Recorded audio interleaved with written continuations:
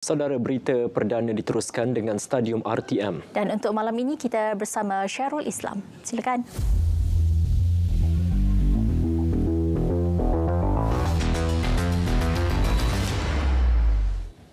Assalamualaikum, salam Malaysia Madani. Laporan Badan Siasat mengenai padang Stadium Nasional Bukit Jalil SNBJ yang dilaporkan rosak akan dikeluarkan minggu ini. Menteri Belia dan Sukan Hena Yoh menjelaskan bedah siasat di peringkat pihak kementerian telah selesai dan akan dibentangkan kepada Pemberanaan Stadium Malaysia PSM. Tambah Hena, hasil dapatan tidak akan didedahkan kepada umum kerana melibatkan siasatan dalaman yang dilakukan KBS dan PSM untuk mengelakkan isu berkenaan tidak berulang. Perlu dibentangkan untuk board dulu dan sekarang sudah penghujung tahun, board meeting akan dijadualkan awal bulan Januari untuk board adopt keputusan dan kita akan mengambil langkah penambahbaikan. Isu padang berkenaan menjadi kritikan hangat pemain bola sepak tanah air selepas didapati dalam keadaan teruk pada final Piala Malaysia. Sebelum itu, lokasi berkenaan digunakan untuk penganjuran sebuah konsert antarabangsa November lalu. Sementara itu, Hena lega selepas Presiden Persatuan Badminton Malaysia BAM Tan Sri Nur Zakaria kekal memimpin BAM hingga tamat penggal 2025. Jelasnya, perancangan program Road to Gold tahun depan memberi tumpuan persiapan Olimpik 2024 dengan bermula Januari. Hena Yoh, Menteri Belia dan Sukan. Untuk tahun depan, kita boleh bulan Januari masuk saja kita boleh larilah dengan rancangan persiapan untuk Olimpik nanti. Sekarang ini proses untuk pemain badminton adalah untuk mereka melayakkan diri, masuk dulu, kelayakan dalam sukan itu adalah fokus kita lah. Selepas 5 tahun, negara kembali digegarkan deruman kereta lumba rally pada penganjuran kejohanan rally antarabangsa Malaysia 2024 MIRC.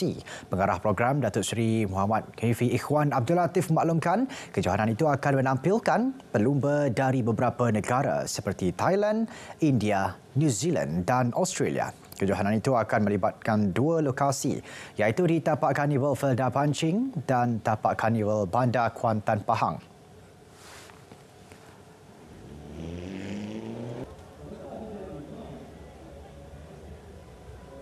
Rally yang kita buat, kita akan menarik golongan-golongan muda untuk datang, untuk melihat sukan rally. Pasal sebelum ni kita difahamkan kalau ada sukan rally yang datang mungkin circle yang begitu kecil kerana tak didedahkan dengan kelebihan atau keseronokan yang ada pada sukan rally. Perlumbaan berkenaan menawarkan hadiah wang tunai keseluruhan jumlah hampir RM30,000 kepada semua pemenang kelas pacuan 4 roda, pacuan 2 roda. Aksi Liga Super, Sabah FC berjaya menamatkan saingan musim ini dalam kelompok 3 pasukan teratas. Ia susulan kejayaan memintas Kedah Darul Aman KDA FC pada saat akhir selepas merakam kemenangan 2-0 di Stadium Likas Kota Kinabalu. Dalam aksi tersebut, gandingan pemain tengah Muhammad Irfan Fazail dan penyerang import Raymond Machado menjadi mimpi ngeri pasukan pelawat.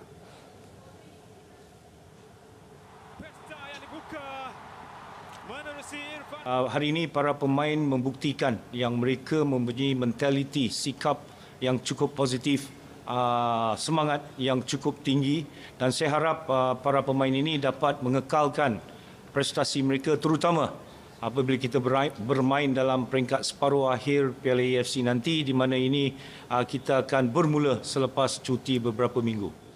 Pertama, tahniah untuk Sabah, dia mendapat tempat ketiga lah.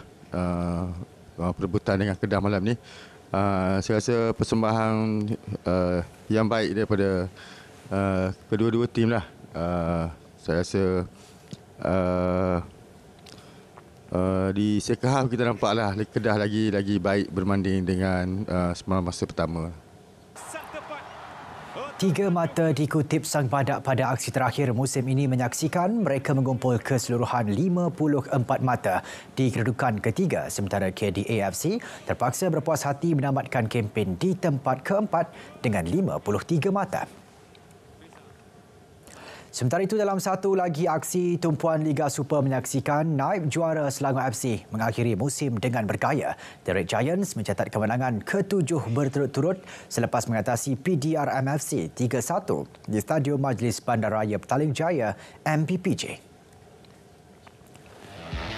Dalam aksi tersebut, Selangor FC selesa mendahului 2-0 pada babak pertama selepas pemain sayap Muhammad Faisal Abdul Halim menyempurnakan penalti pada minit ke-37 sebelum Brandon Gunn menggandakan kedudukan pada minit ke-44.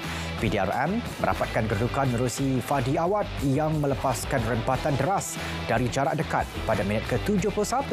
Namun, penyerang gantian Selangor Richmond Bokai membunuh perlawanan selepas meledak gol ketiga pasukan tuan rumah pada minit ke-88.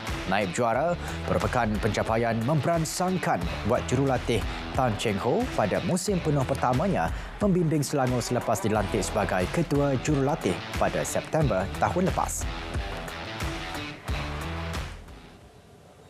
Saudara, sekian Stadium RTM, #klik dan berita perdana. Dari sungai ke segara, Palestin pasti merdeka. Saya Syarul Islam. Assalamualaikum, salam Malaysia Madani, tekad perpaduan, penuhi harapan.